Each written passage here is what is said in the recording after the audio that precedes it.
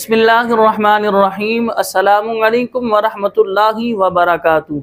आज का हमारा टॉपिक प्यारे मुस्तफ़ा अलैहिस्सलातु वस्सलाम की जो है मुसीबत के वक्त दुआओं के हवाले से है कि रसूल पाक सल्लल्लाहु अलैहि वसल्लम पर ज़ाहिरी तौर पर कोई मुसीबत, कोई आजमाइश आती मिन जानिबिल्लाह यानी अल्लाह ताला की तरफ से, तो आप अलैहिस्सलातु वस्सलाम क्या दुआएं पढ़ा करते और आपका अमल मुबारक क्या होता यह है कि आजकल अगर हम पर कोई आजमाइश, कोई मुसीबत, कोई परेशानी आ जाए तो हम वावेला करना शुरू कर देते हैं, शिकवा व शिकायत के अंबार लगा देते हैं।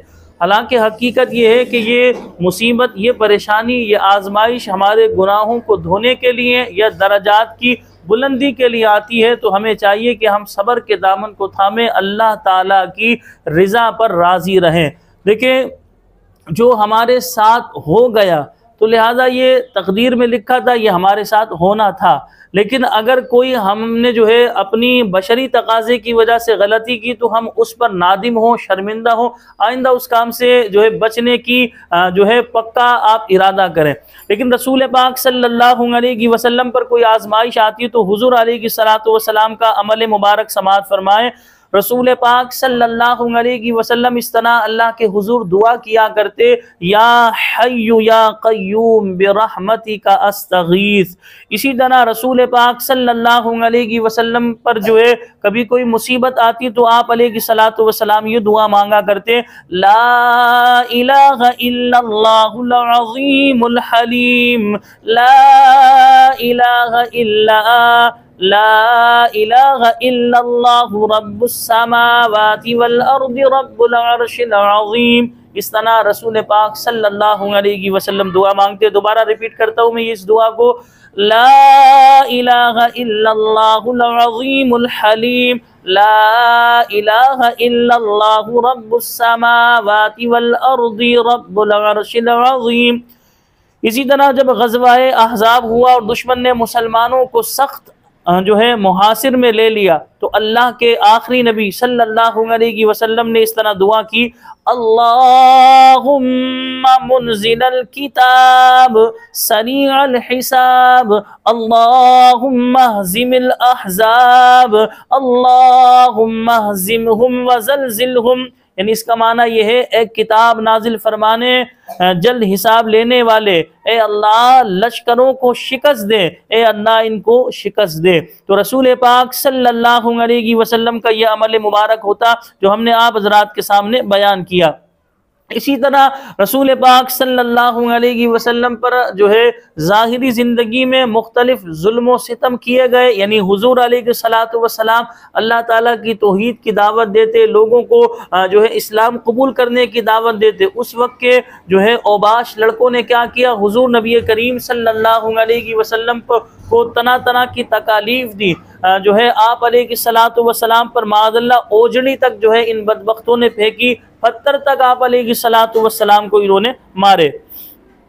इसी तरह नबी करीम सल्लल्लाहु अलैहि वसल्लम के अमल मुबारक के हवाले से एक और बात समाअत फरमाए। रसूल पाक सल्लल्लाहु अलैहि वसल्लम ने जो है इरशाद फरमाया, हज़रत अब्दुल्लाह बिन मसूद रज़ी अल्लाह तआला अन्हु फरमाते, मैं बारगाह रिसालत में हाजिर हुआ और जब मैंने आपको जो है छोड़ा तो अर्ज़ की, या रसूल अल्लाह आपको तो बहुत तेज़ बुखार है। फरमाया, हाँ मुझे तुम्हारे 2 मर्दों के बराबर बुखार होता है। मैंने अर्ज़ की, क्या इसलिए कि आपके लिए दुगना सवाब है? इरशाद फरमाया, हाँ जब भी किसी मुसलमान को बीमारी या कोई और तकलीफ लाहक हो तो वो उसके तमाम गुनाह झाड़ देती है, जैसे दरख्त अपने पत्ते झाड़ देते हैं।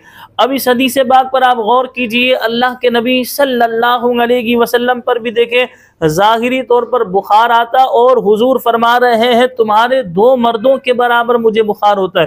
यानी एक मर्द को कितना तेज शदीद बुखार होता है और दुगना आप कर लें। तो आपने इरशाद फरमाया कि दुगना भी अल्लाह पाक सवाब भी अता फरमाता है। और फिर इस हदीस पाक में जो फजीलत की बात है जो मुझे और आपको सीखनी चाहिए, अल्लाह के नबी सल्लल्लाहु अलैहि वसल्लम फरमा रहे हैं जब किसी मुसलमान को बीमारी लाहक होती है, यानी बीमारी आती है, कोई तकलीफ आती है, तो वो उसके तमाम गुनाह झाड़ देती है। जैसे दरख्त जो है अपने पत्ते झाड़ देते हैं, यानी आप देखें दरख्तों से जिस तरह पत्ते झड़ते हैं, इसी तरह बीमारी में हमारे गुनाह इस तरह झड़ रहे होते हैं। तो अक्लमंदी का, दानिशमंदी का तकाजा ये कि हम रसूल पाक सल्लल्लाहु अलैहि वसल्लम के उम्मती हैं। तो हुजूर अलैहिस्सलातु वस्सलाम का अमल मुबारक तो ये है कि जब आप पर बीमारी आती, कोई मुसीबत, कोई परेशानी, कोई आजमाइश आती ज़ाहिरी तौर पर, तो आप अल्लाह के हुजूर दुआ करते, अल्लाह ताला की बारगाह में इल्तिजा करते और उस पर साबित कदम रहते। आपने उम्मत को यही तालीम दी, मुझे और आपको भी चाहिए वावेला करने, शिकवा व शिकायत करने, बेसब्री करने, अल्लाह की शान में नाजेबा कलिमात इस्तेमाल करने से इज्तिनाब करें। अल्लाह का शुक्र अदा करें कि मालिके कायनात तेरा एहसान अजीम है कि ये बीमारी तो कुछ भी नहीं, अगर मेरे गुनाहों की वजह से मुझे जहन्नम में डाला जाता, मुझे जो है सर से लेकर पैर तक जो है मेरे जिस्म को जो है आग में जो है झोंक दिया जाता तो मेरा क्या बनता। मालिक ये बीमारी कुछ भी नहीं, मैं तेरा शुक्र अदा करता हूँ। और इस जुमले को याद कर लीजिए, हर लम्हे हर वक्त कोशिश कीजिए अपनी ज़बान से भी इस जुमले को निकालिए, ए अल्लाह मैं तेरी रज़ा पर राज़ी हूँ, ए अल्लाह मैं तेरी रज़ा पर राज़ी हूँ। तो आप अमली तौर पर भी बताइए और ज़बान से भी इस जुमले को निकाला करें, ए अल्लाह मैं तेरी रज़ा पर राज़ी हूँ। क्योंकि एक माँ जो है अपने बच्चे से इतना प्यार करती है कि धूप में बच्चे को बैठने नहीं देती, इसी तरह जो है कोई तकलीफ माँ से बर्दाश्त नहीं होती। तो अल्लाह तो करीम है, वो रहमानो रहीम है कि 70 माओं से ज़्यादा अपने बंदे से प्यार करता है। फिर सवाल ये पैदा होता है, बंदे पर कोई मुसीबत, परेशानी, आजमाइश आई तो क्यों आई? गुनाहों को धोने के लिए, दरजात की बुलंदी के लिए।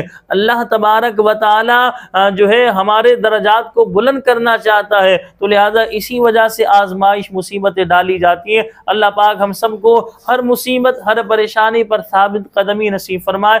वावेला, शिकवा व शिकायत करने, नाज़िबा कलिमात इस्तेमाल करने से अल्लाह पाक हमें इज्तिनाब करने की तौफीक अता फरमाए। हुजूर नबी करीम सल्लल्लाहु अलैहि वसल्लम का हमें अल्लाह पाक सच्चा आशिक बनाए। हमें अपनी दुआओं में याद रखिएगा। अस्सलामु अलैकुम व रहमतुल्लाहि व बरकातुहू।